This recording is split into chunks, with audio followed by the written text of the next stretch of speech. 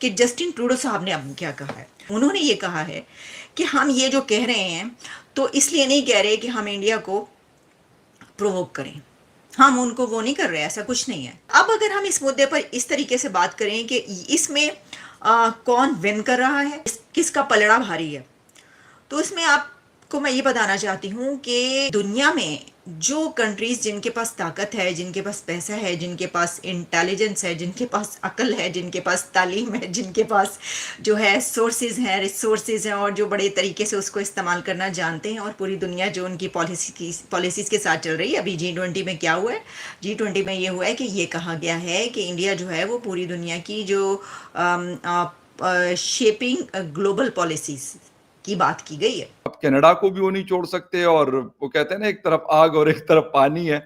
तो लेकिन क्या चीज है, ऐसी पॉसिबिलिटीज हैं कि वो इस पे कोई स्टैंड ले लेंगे, यूएस और ऑस्ट्रेलिया, यूके और कनाडा? नहीं, जो उनके तीनों के बयान आए हैं वो कोई कनाडा की सपोर्ट में तो नहीं है। वो तो यही कंसर्न दिखाया गया है ना कि अगर ये वाकई है तो इसकी पूरी प्रॉपर इन्वेस्टिगेशन होनी चाहिए। जी। मैं इसको कोई ज्यादा इंपॉर्टेंस नहीं देता। ओके। मैंने तीनों के बयान पढ़े हैं, वो यही है कि वी आर डीपली कंसर्न या and proper investigation should be taken. लेकिन इसका मतलब ये भी तो है ना कि ट्रूडो का अगर इल्जाम बेबुनियाद है तो फिर वो कनाडा को इस एतबार से इररिस्पॉन्सिबल करार देंगे। तो ये जो बिल्कुल। 3 बयान है वो कोई इंडिया के खिलाफ नहीं जाते। अगर वो ये बयान उन्होंने देने ही देने थे। हिंदुस्तान की तरफ से मैंने जो उनके फॉर्मर रॉ के चीफ हैं मिस्टर दौलत, जी जी। उनका इंटरव्यू देखा है तो, और उनका कहना है कि ये बिल्कुल बेबुनियाद इल्ज़ाम है। हिंदुस्तान की जो ये है रॉ, जो उनकी इंटेलिजेंस एजेंसी है, वो असैसिनेशन की एक्टिविटी कभी नहीं करती, तो ये इल्ज़ाम हमारे पे बिल्कुल बेबुनियाद है। कुछ लोगों का ख्याल है कि क्योंकि इंडिया ये यूक्रेन की जंग में बड़ी अपनी इंडिपेंडेंट पॉलिसी रख रहा है, तो वेस्टर्न पावर्स इस मौके पे इंडिया पे प्रेशर डालना चाहती हैं।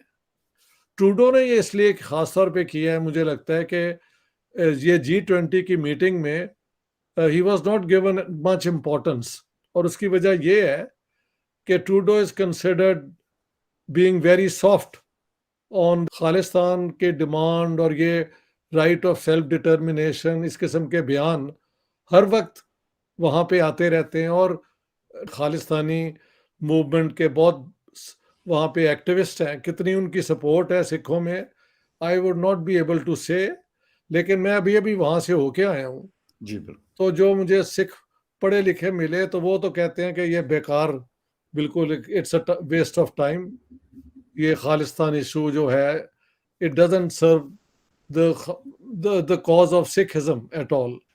ये भी एक मौक़िफ़ है।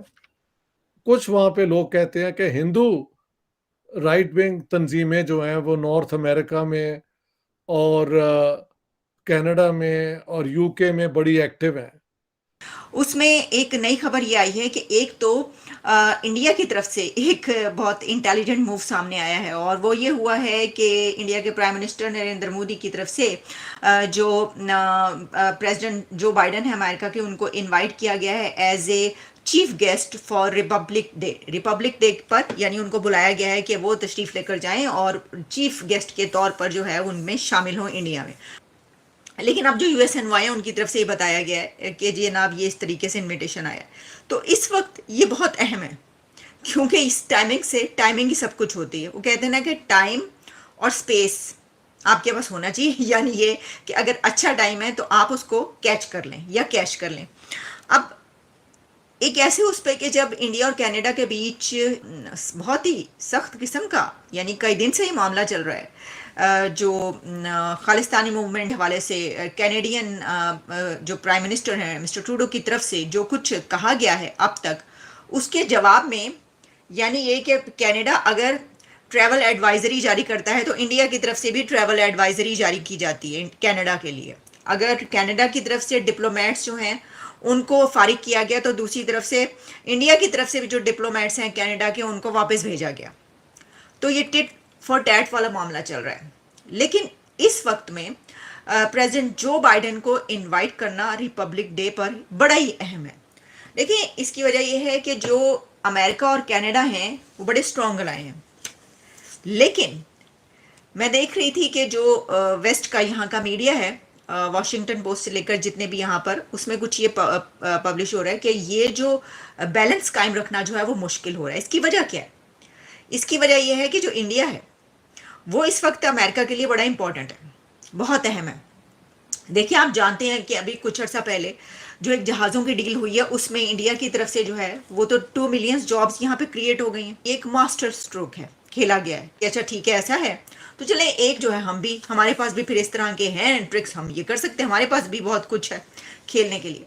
अच्छा, अब अगर हम इस मुद्दे पर इस तरीके से बात करें कि इसमें कौन विन कर रहा है या कौन जो है वो किसका पलड़ा भारी है, तो इसमें आपको मैं ये बताना चाहती हूँ कि जो ज्वाइंट स्टेटमेंट होती है एक, देखिए ना, कनाडा की तरफ से जो उनके अलाइज हैं उनकी तरफ से अगर एक ज्वाइंट स्टेटमेंट आ जाती इंडिया के खिलाफ, तो तब तो ये कहा जाता और ये ठीक होता कि जनाब जो प्राइम मिनिस्टर जस्टिन ट्रूडो हैं उनका पलड़ा भारी भारी है, क्योंकि उन्होंने जो है अपने जितने भी अलाइज हैं उनसे एक ज्वाइंट स्टेटमेंट लिखवा ली है। लेकिन ऐसा नहीं हो सका, वो ये नहीं कर सके कि दुनिया में जो कंट्रीज जिनके पास ताकत है, जिनके पास पैसा है, जिनके पास इंटेलिजेंस है, जिनके पास अकल है, जिनके पास तालीम है, जिनके पास जो है सोर्सेज हैं, रिसोर्सेज हैं और जो बड़े तरीके से उसको इस्तेमाल करना जानते हैं, और पूरी दुनिया जो उनकी पॉलिसीज़ के साथ चल रही है। अभी G20 में क्या हुआ है?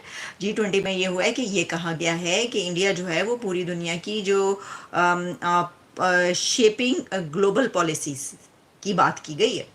तो उस सिचुएशन में आप कैसे ये कह सकते हैं कि ऐसे उसमें जो है वो मतलब हर कंट्री जो है वो अपना वो देखता है। अच्छा, एक खैर ये तो अलग, अब मैं आपको बता ही देती हूँ कि जस्टिन ट्रूडो साहब ने अब क्या कहा है। उन्होंने ये कहा है कि हम ये जो कह रहे हैं तो इसलिए नहीं कह रहे कि हम इंडिया को प्रोवोक करें, हम उनको वो नहीं कर रहे, ऐसा कुछ नहीं है। उसको जो है इसको सीरियसली देखना चाहिए। लेकिन उन्होंने उनका ये कहना एक तरीके से ऐसा नज़र आता है कि जैसे यानी ये कि एक माइल्ड स्टेटमेंट आई है सामने, क्या आया ये आप खुद ही इसको देख सकते हैं, समझ सकते हैं। इससे एक ये आप हो सकता है कि अगले चंद दिनों में ये जो मामला है ये टोन डाउन हो जाए। जब दो democratic countries friendly relationship enjoy करती हैं तो उस केस में किसी भी इशू को हम पब्लिक में डिस्कस नहीं करते, बल्कि उसे प्राइवेट और टेबल पर बैठकर कैमरे और मीडिया से दूर बैठकर उसका हल निकाला जाता है। लेकिन कैनेडियन पीएम जस्टिन ट्रूडो ने अपने पार्लियामेंट में खड़े होकर without any evidence Khalistani Nijjar की जो किलिंग हुई थी उसका जिम्मेदार ठहराया भारतीय सरकार को, जो एक बहुत ही गलत कदम था। और उसके बाद ट्रूडो ने सोचा कि वो अपने एलाइज के साथ मिलकर प्रेशर क्रिएट करेंगे इंडिया पर। और कनाडा एक ग्रुप का हिस्सा है जिसका नाम है फाइव आई, जिसमें कनाडा, यूके, अमेरिका, ऑस्ट्रेलिया और न्यूजीलैंड शामिल है, जिसमें वो इंटेलिजेंस शेयरिंग और कोलैबोरेशन करते हैं। और वैसे भी कनाडा अमेरिका का बहुत ही प्रोमिनेंट एलाय है, इसीलिए कनाडा ने सोचा कि शायद अमेरिका उसका साथ देगा और भारत के ऊपर प्रेशर बनाएगा। लेकिन शायद कनाडा को ये नहीं पता कि भारत के लिए आज के समय में नेशनल इंटरेस्ट से ऊपर कुछ भी नहीं है। और क्योंकि भारत में एक स्ट्रॉन्ग गवर्नमेंट है जिसके पास मेजोरिटी है, तो उसके ऊपर प्रेशर क्रिएट करना बहुत ही मुश्किल है। और खासकर अमेरिका के लिए भी भारत बहुत ज़्यादा इम्पोर्टेंट है इस वक्त जियोपॉलिटिकली, क्योंकि अमेरिका का सारा ध्यान इंडो पैसिफिक पर है और चाइना को काउंटर करना उनके लिए इस समय पैरामाउंट प्रायोरिटी है। और ऐसे में वो भारत को किसी भी केस में गुस्सा नहीं करना चाहेंगे, खासकर ऐसी कंट्री के लिए जो उनके लिए इस वक्त बहुत ज़्यादा इम्पॉर्टेंट नहीं है जियोपॉलिटिकली, क्योंकि कनाडा के साथ जो बॉर्डर है वो दुनिया में सबसे पीसफुल बॉर्डर्स हैं। क्योंकि कनाडा के पास कोई एविडेंस नहीं है, इसीलिए ऐसी बहुत ज़्यादा पॉसिबिलिटी है कि आने वाले समय में कैनेडियन पीएम को माफ़ी मांगनी पड़ सकती है। और अगर वो माफ़ी नहीं मांगेंगे और उनको एविडेंस भी नहीं मिलता है तो उससे बहुत ज़्यादा एम्बेरसमेंट होगी, ना सिर्फ ट्रूडो की बल्कि कनाडा की और उनके एलाइज की भी। इसीलिए इंडिया के खिलाफ इस समय कोई नहीं बोला, क्योंकि सबको पता है कि इंडिया के खिलाफ बोलना उन पर ही भारी पड़ सकता है।